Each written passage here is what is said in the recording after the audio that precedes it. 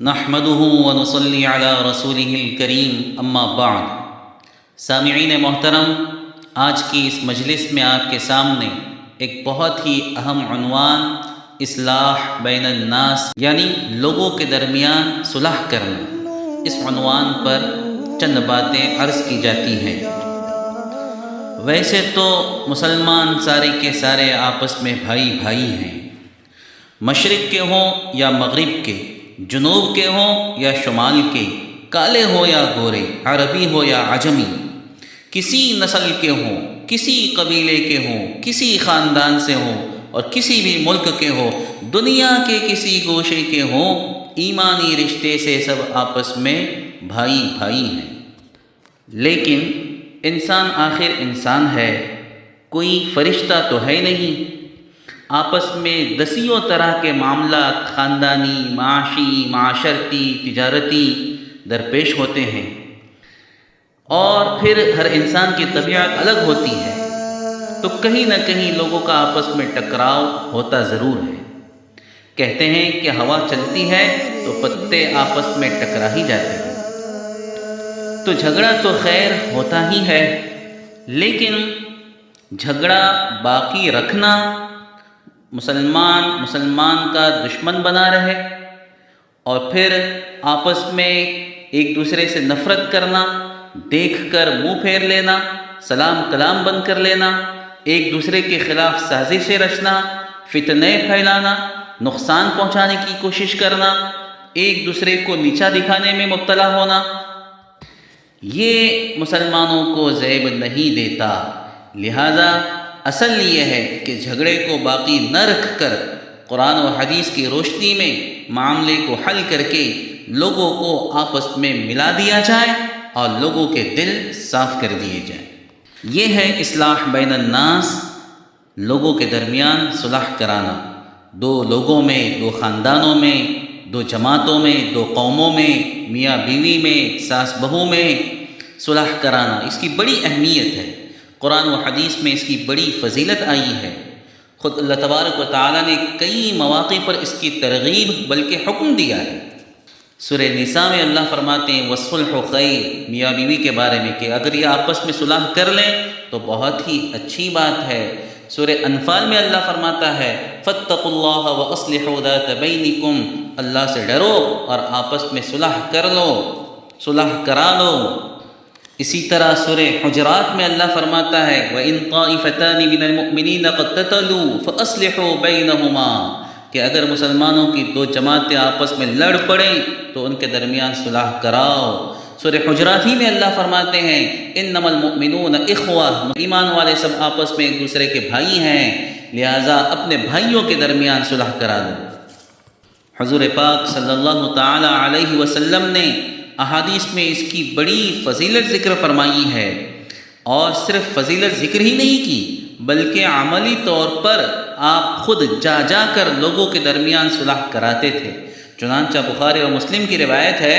کہ ایک مرتبہ بنی عمرو بن عوف کے درمیان کچھ اختلاف ہو گیا تھا، تو حضور پاک صلی اللہ علیہ وسلم نے اپنے ساتھ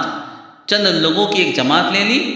اور پھر وہاں جا کر ان کے درمیان صلح کرا دی، ان کے جھگڑے کو آپ نے ختم فرمایا۔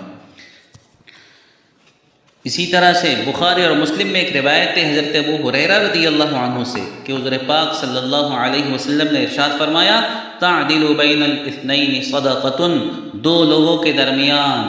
انصاف کے ساتھ فیصلہ کرنا اور صلح کرانا یہ بھی صدقہ ہے۔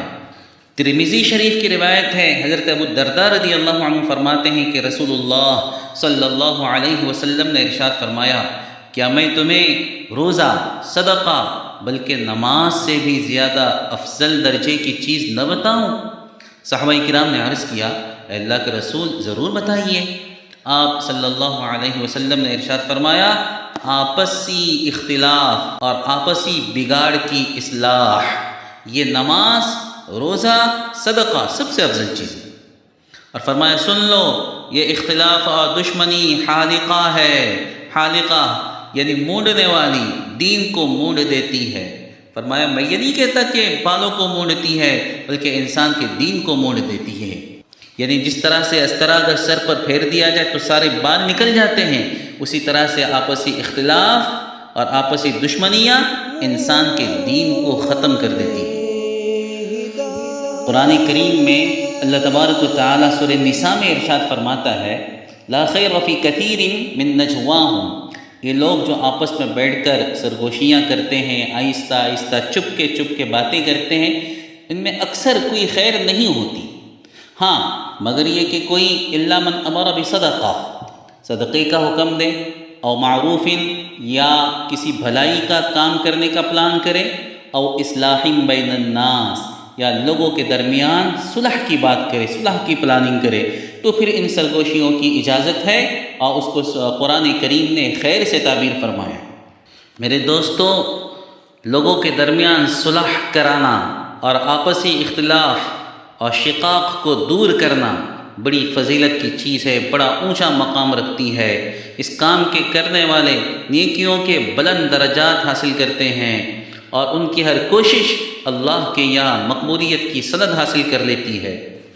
صلح اور صفائی کی اہمیت کیا ہے، اس کا اندازہ آپ کو اس حدیث پاک سے ہوگا۔ حضور پاک صلی اللہ علیہ وسلم نے ارشاد فرمایا ہے،